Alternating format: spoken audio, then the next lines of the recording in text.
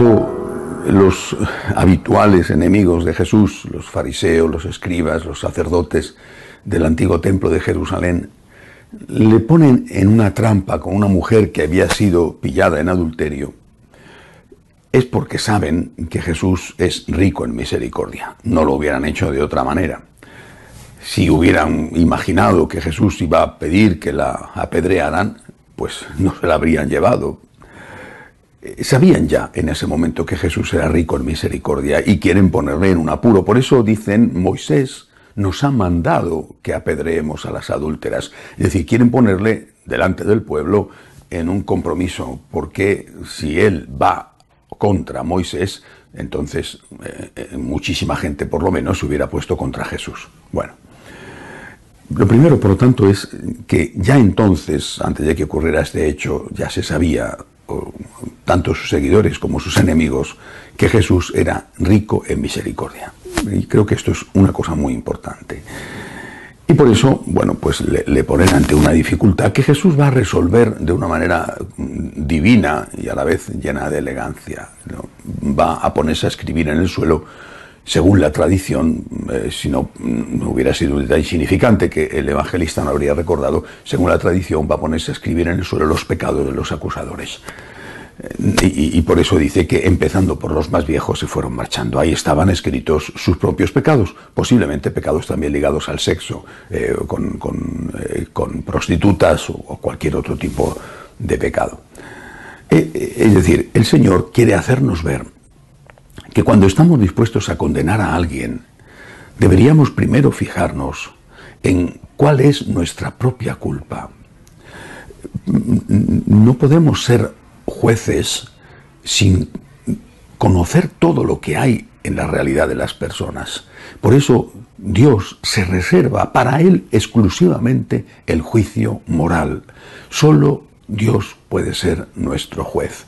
Eso no significa que no podamos juzgar los actos, pero sí significa que no podemos juzgar a las personas.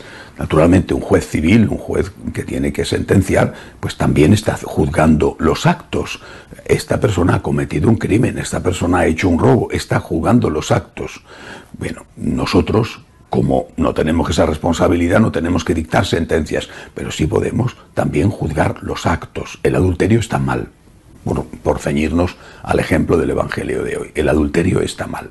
Ahora, sabiendo que no podemos juzgar a las personas, tenemos que tener en cuenta que lo mismo que nos gustaría que nos trataran a nosotros, debemos tratar nosotros a los demás. Generalmente con nosotros aplicamos una vara de medir diferente de la que aplicamos al otro, porque tenemos en cuenta seguramente no solo nuestro interés personal, sino unas circunstancias que los demás no conocen.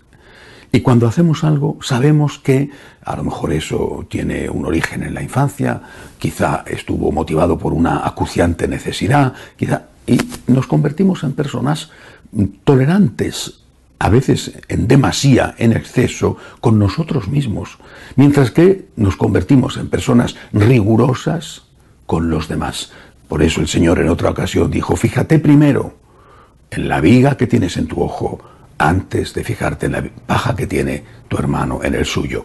Y también nos enseñó, la medida que uses, la usarán contigo. Usa, por lo tanto, con los demás una medida de generosidad, una medida de misericordia, porque te conviene utilizar esa medida para que esa medida, Dios por lo menos, y quizá también los demás, la usen contigo. Esto es tan importante que el Señor una y otra vez vuelve en su enseñanza a este punto del perdón.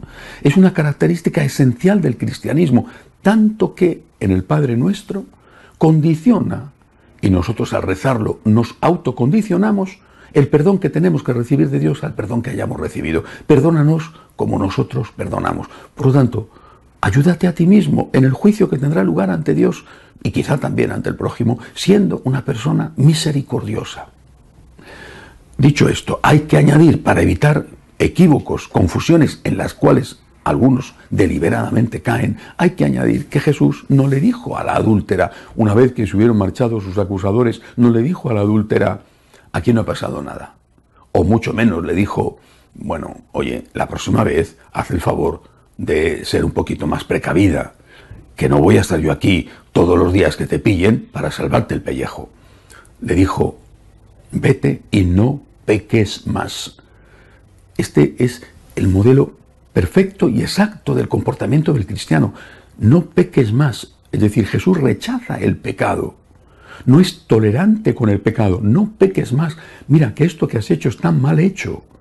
No le dice Jesús, está bien, o no tiene importancia, o simplemente sé un poquito más astuta la próxima vez. Le dice, no peques más. Esto que has hecho está mal hecho. Jesús condena el pecado, pero no condena al pecador. ¿Por qué no hacemos nosotros lo mismo? Que además nos interesa para nuestro propio bien, porque todos nosotros tendremos que presentarnos al juicio de Dios y quizá al juicio de los hombres. Señor, yo soy un pecador y quiero ser tratado con misericordia y por eso quiero dar misericordia. No tolerancia, porque tú, Señor, no fuiste tolerante con el pecado, pero fuiste misericordioso con el pecador. Yo necesito misericordia, no pido tolerancia, pido misericordia.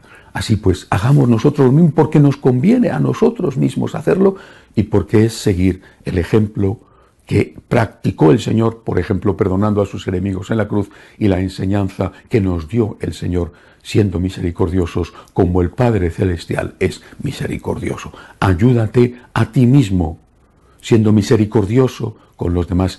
No seas duro para que no sean duro contigo. Condena el pecado, pero haz todo lo posible por rescatar, por salvar, por tratar con misericordia al pecador. Que así sea.